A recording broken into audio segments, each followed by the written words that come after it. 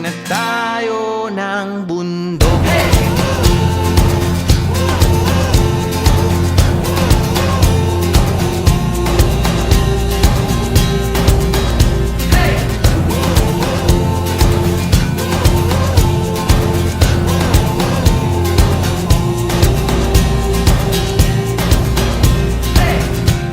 Tumakas na tayo palayo sa maraming tao,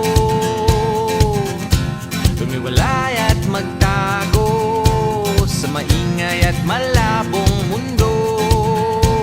Bumubulong ang hanging habagat at hampas ng alon, dumudulog at niyayakag na tayo ng karagat.